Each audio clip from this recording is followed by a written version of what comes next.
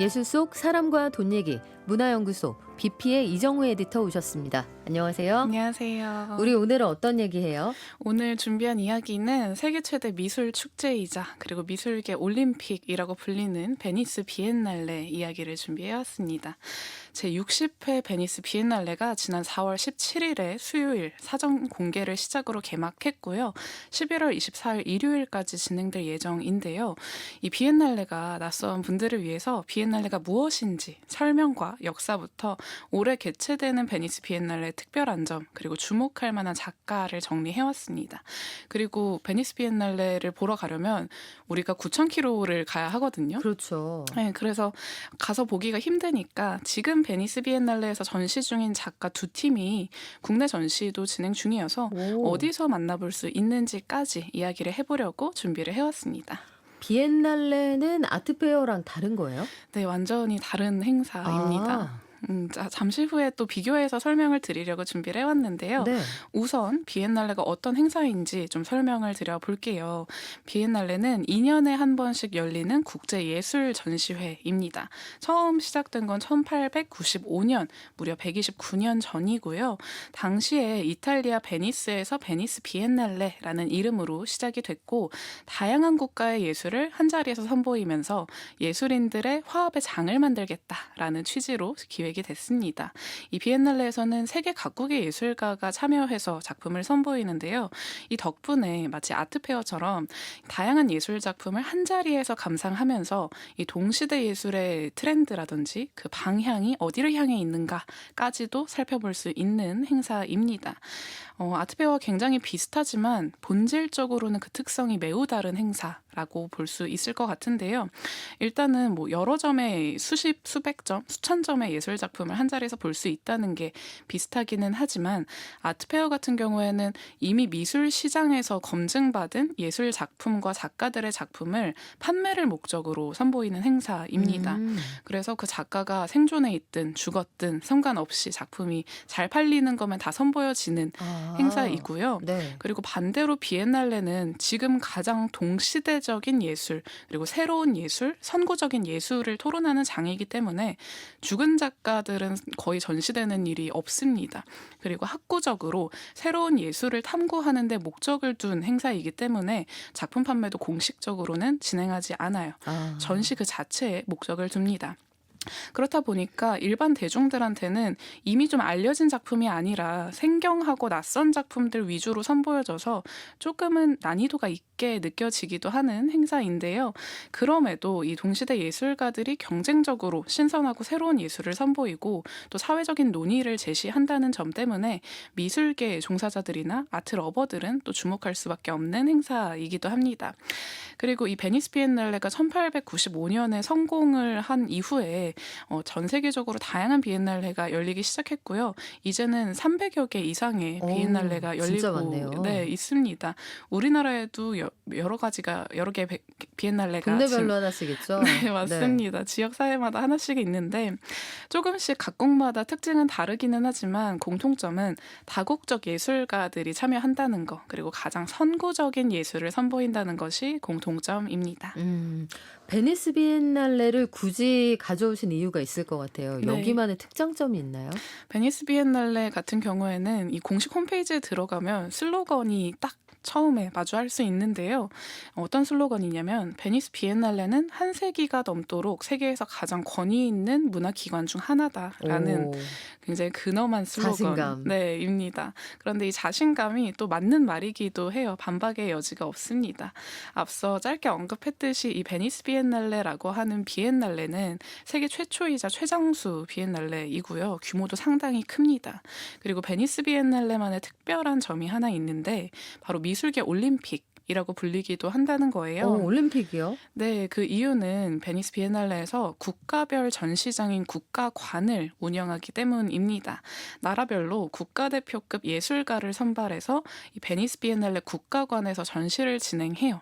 그리고 이 국가관 중에 최고의 국가관을 선별해서 골든 라이언이라고 하는 황금 사자상을 주는데요. 이 황금 사자상은 사실 두 개입니다. 국가관에다가 하나를 주고 최고의 예술가 개인한테 하나를 줍니다. 그래서 이렇게 매번 베니스 비엔날레가 진행될 때마다 누가 이 황금사자상을 받았을까가 아. 굉장히 큰 관심사이기도 한데요.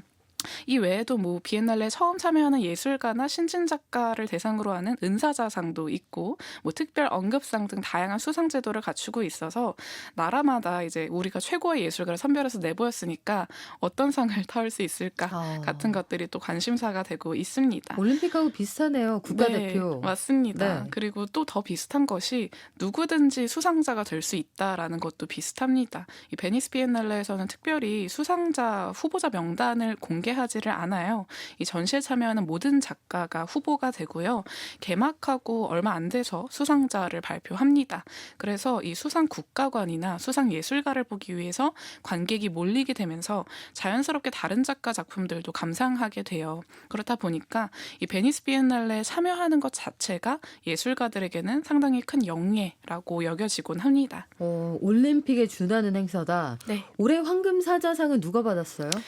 지난 4월 20일에 굉장히 따끈따끈하게 수상자가 발표가 됐는데요. 네. 일단 황금사자상을 받은 국가부터 살펴보면 호주가 받았습니다. 가장 조용하고 또 가장 강력한 국가관이었다라는 평가가 있었는데 이 호주관에서 선보여진 작품이 압도감이 상당하더라고요. 이 호주관에 들어서면 가장 먼저 마주할 수 있는 것이 아치무어라고 하는 예술가의 친족이라는 작품인데요. 6만 5천 년에 걸친 호주 원주민의 계보를 미술관의 까만 벽에다가 흰색 분필을 이용해서 손으로 직접 써내려 갔습니다. 와. 정말 방대한 규모의 글씨들로 가득 채워진 것을 볼 수가 있는데 이 분량이 계보의 분량이 엄청나요. 그런데 총 2,400세대에 걸쳐서 이어진 계보를 직접 손으로 써내려간 것이다 라고 하고요. 이것을 통해서 호주 원주민의 독특한 가족 구조를 보여주면서 이들의 문화를 시각적으로 헤아려 볼 수 있게 했습니다. 그리고 이 사진을 검색해 보시면 아마 아시겠지만 군데군데 중간중간 블랙홀처럼 글씨가 지워진 큰 구멍이 있어요. 이 구멍은 학살 등의 잔혹행위를 의미하는 거라고 해요. 이렇게 호주 원주민들이 경험했던 비극을 표현하는 건데요. 이게 다는 아니고 이 전시장 가운데에는 호주 원주민들의 죽음을 조사한 수백 개의 문서 더미가 놓여져 있습니다. 이걸 통해서 식민지 이후에 탄압받고 사라져간 원주민 문화에 대해서 떠올려보게 만드는 작업이었다라고 하는 평가를 받았고요. 그리고 또 황금사자상이 2개인데 이 황금사자상을 받은 예술가 개인은 마타오 컬렉티브입니다. 이 컬렉티브라고 하는 단어에서 알 수 있듯이 한 명이 아니라 그룹이에요. 여성 4인조로 구성된 예술가 그룹이고요. 이들은 뉴질랜드의 마오리족 출신 예술가 집단이 라고 합니다. 네. 그리고 그들이 선보이는 작품도 그 특성을 고스란히 반영하고 있어요. 이 마오리족의 전통 직조 기술을 현대적으로 재해석해서 거대한 설치 작업을 구현한 건데요. 모두 손으로 직접 직조한다고 합니다. 와, 굉장하네요. 네, 그래서 이 마타오 컬렉티브가 이야기하는 게 우리는 4개의 두뇌와 8개의 손으로 작품을 만든다라고 이야기를 하더라고요. 그리고 이번 베니스 비엔날레에서는 흰색 직물을 이용해서 대규모 직조 설치물인 타카파우를 선보입니다. 이 직조 작업에다가 조명을 활용해서 규모를 2배가량 더 커 보이게 연출을 했는데요. 사진을 보면 매우 웅장하고 또 아름다운 모습을 하고 있습니다. 이처럼 손으로 직조해낸 직물은 전통적으로 여성이 주로 해오던 작업인데요. 이런 작업이 기존 미술사에서는 좀 보기 힘들었던 목의 전통을 계승했다라는 점이 높게 평가받았습니다. 아무래도 서양 중심의 미술사에서는 대부분 서양 백인 남자들이 그 역사를 이끌어왔었다 보니까 이런 부분이 높게 평가를 받을 수 있었고요.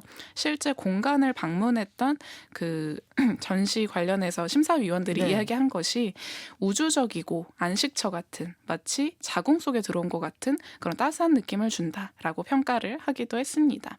그래서 이 황금사자상을 받은 2명의 작가들을 살펴봤는데 이 황금사자상을 수상한 국가관이나 작가의 작품을 통해서 향후 뭐 짧게는 다음 비엔날레가 열리는 2년 혹은 뭐 길게는 10년 가까이 이 수상한 작가들의 작품이 미술 트렌드가 된다라고 보기도 하는데요.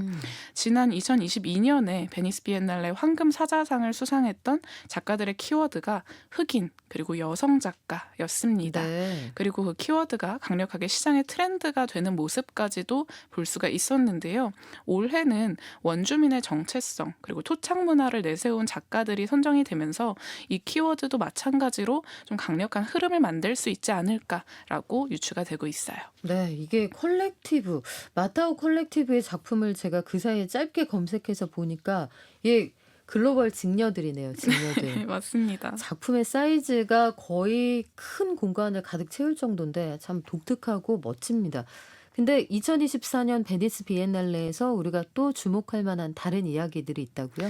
네, 첫 번째로는 이스라엘관이 폐쇄됐다라는 소식입니다. 지난 2월부터 팔레스타인 활동가들이 베니스 비엔날레에서 이스라엘관 폐쇄하라라고 요구를 했었는데요. 아, 이스라엘 문화부 장관이 자국의 예술을 표현할 권리가 있다라고 하면서 이를 거부했었습니다. 그러던 중에 행사 개막 전날인 4월 16일에 폐쇄 소식이 보도가 됐어요.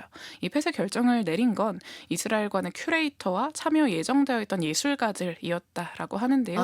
이스라엘관 큐레이터와 네. 거기에 참여하려고 했던 이스라엘의 작가들이요. 네, 맞습니다. 그래서 이스라엘 정부가 황당하다라는 음, 입장을 내놨습니다. 네. 이미 우리는 전시관 비용의 절반 정도를 지불했고 폐쇄 소식을 사전에 통보받지 못했다라는 입장을 밝혔는데요.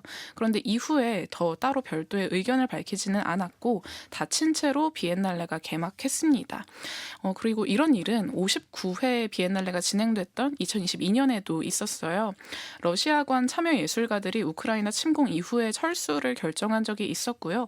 올해도 참가하지는 않았습니다. 베니스 비엔날레 측에서는 이탈리아 정부가 인정한 모든 국가관은 자유롭게 전시할 수 있다라고 이야기를 하긴 했으나 각 국가관의 큐레이터 그리고 예술가들이 세계 정세를 고려해서 자체적으로 폐쇄를 결정했다고 하고요. 네. 이 비엔날레가 종료되는 11월 전에 상황이 나아져서 중간에라도 열 수 있길 바란다라는 이야기를 남기기도 했습니다. 안타깝네요. 전쟁이 하루빨리 끝나야겠어요. 네, 맞습니다. 한편 또 좋은 소식도 있기는 한데요. 바로 한국관이 30주년을 맞이했다라는 겁니다. 야, 이 베니스 비엔날레에는 다양한 국가관이 있는데 한국관이 1995년도에 만들어졌어요.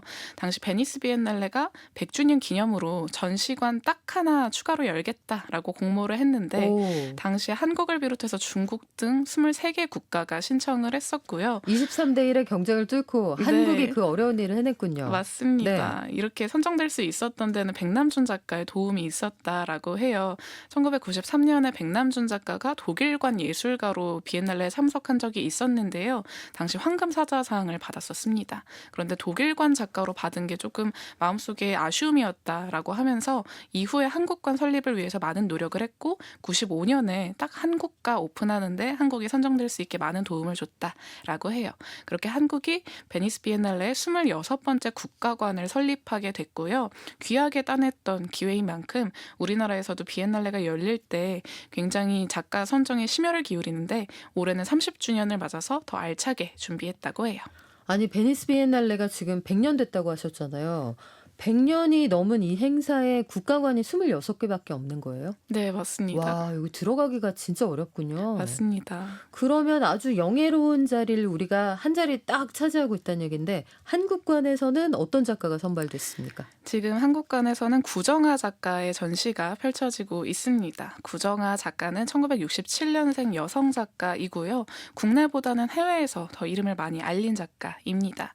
이 구정아 작가는 그저 평범한 것은 없다라는 예술관을 가지고 굉장히 일상적인 사물을 재료로 해서 작품을 만듭니다.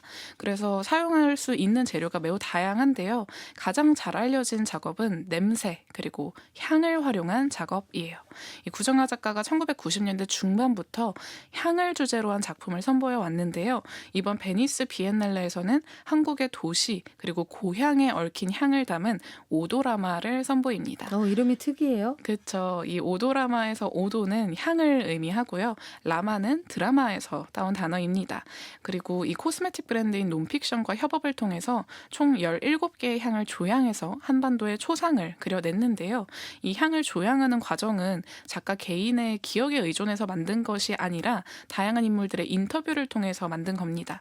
이 인물들은 남한 사람과 북한 사람 그리고 한국과 연이 있는 외국인 인터뷰를 통해서 진행이 됐다고 하고요. 총 600편의 인터뷰를 통해서 이제 여기서 키워드를 선별해가지고 향을 조향했다라고 합니다. 이건 한국관 웹사이트에서도 이 인터뷰 내용을 확인할 수 있는데요. 이렇게 만들어진 향이 상품으로 또 출시가 그래요. 되기도 했어요. 지금 25만 8천 원에 논픽션에서 판매를 진행 중이기도 합니다. 이 향의 이름을 뭐라고 지었을까 그것도 궁금한데 베니스 비엔날레에 참여한 작가들의 작품을 국내에서도 볼 수 있다고 아까 서두에 말씀을 하셨잖아요. 네. 어디에 가면 볼 수 있습니까? 이번에 베니스 비엔날레 열리면서 국가관에 대해서 중점적으로 이야기를 했는데 이 메인 전시가 열리는 주제관도 있습니다. 그리고 이번에 주제관에 참여하는 예술가 중에 2명의 전시가 국내에서 진행 중인데요. 첫째로는 서울 도산대로에 위치한 메종 에르메스에서 진행 중인 클레오 퐁텐 개인전 아름다움은 레디메이드입니다. 이 클레오 퐁텐이라고 하는 예술가는 아마 낯서실 것 같은데요. 예술가 듀오이고요. 이 클레오 퐁텐이라는 이름을 영어로 발음하면 클리어 파운틴이라고 합니다. 이것은 레디메이드의 시초가 된 마르셀 듀샹의 변기 작품이죠. 우리나라에서는 샘으로 많이 알려져 있는데 네. 실제 제목은 파운틴입니다. 이 작품에 대한 경의를 표한 것이다라고 하고요. 이처럼 레디메이드에 기반을 둔 작품을 주로 선보입니다. 이번 메종 에르메스 전시회에서는 현재 베니스 비엔날레에서 선보이고 있는 네온사인 작품 외국인은 어디에나 있다를 선보이고 있어요. 이 작품은 외국인은 어디에나 있다라는 문장을 한국어를 비롯해서 영어나 다양한 각국의 언어로 제작을 한 건데요. 여기서 이야기하는 외국인이라는 것은 단순히 외국에서 온 사람을 의미하는 게 아니라 우리 사회에 만연해 있는 타자화라든지 구분짓기라든지 뭐 등급 나누기 같은 것들을 아울러서 비판한 표현이라고 합니다. 그래서 이제 사회적인 약자로 구분되는 사람들에 대한 관심을 촉구하는 작업이다라고 볼 수 있는데 이것과 동일한 작품이 지금 베니스 비엔날레에서도 전시 중이어서 이번에 베니스를 갈 수 없다라고 하시는 분들은 이 메종 에르메스에 다녀오시는 것도 좋을 것 같고요. 전시는 6월 9일까지 진행이 됩니다. 그리고 마찬가지로 함께 전시되는 작가 중에 국내 작가가 조각가인 김윤신 작가가 있습니다. 이번 베니스 비엔날레 국제전에서 이제 참여를 했는데요. 김윤신 작가는 한국의 1세대 여성 조각가입니다. 네. 주로 나무를 활용한 작업을 선보이는데 1984년에 질 좋은 목재에 매료되어서 아르헨티나로 떠났다라고 와. 하고요. 그곳에서 주로 쭉 작업을 해왔다고 해요. 그리고 2008년에는 이 부에노스아이레스에 김윤신 미술관이 개관하기도 했는데요. 그렇지만 국내에서는 조금 인지도가 낮았었던 작가입니다. 그럼에도 이 김윤신 작가의 작품을 좀 감상할 수 있는 포인트를 말씀드리자면 이 목재를 활용한 조각 작품은 크기와 무게 때문에 여성이 하기는 좀 쉽지 않은 작업으로 여겨져 왔어요. 네. 그런데 이것을 1984년이라고 하는 이른 시기에 해외에 가서 했다라는 서사가 매우 독특하고요. 그리고 한국 작가가 이 남미 문화권 내에서 어떻게 조각 작품을 만들어 왔고 영향을 받았고 해석해 왔는가를 보는 것도 감상의 재미라고 할 수 있을 것 같습니다. 이 김윤신 작가의 개인전은 종로구 국제갤러리에서 진행이 되고요. 작가가 평생에 걸쳐서 작업해온 작품 50점을 선보입니다. 내일인 4월 28일 일요일까지 전시가 진행된다고 해요. 작품 사진이 재밌네요. 약간 천하대장군? 네. 지하 여장군 그런 네. 느낌이 있기도 하고 원주민들이 가지고 놀던 목각 인형 같기도 하고 재밌습니다. 한 번쯤 가보시는 것도 권해드릴게요. 지금까지 빛피의 이정우 에디터와 함께했습니다. 고맙습니다. 고맙습니다.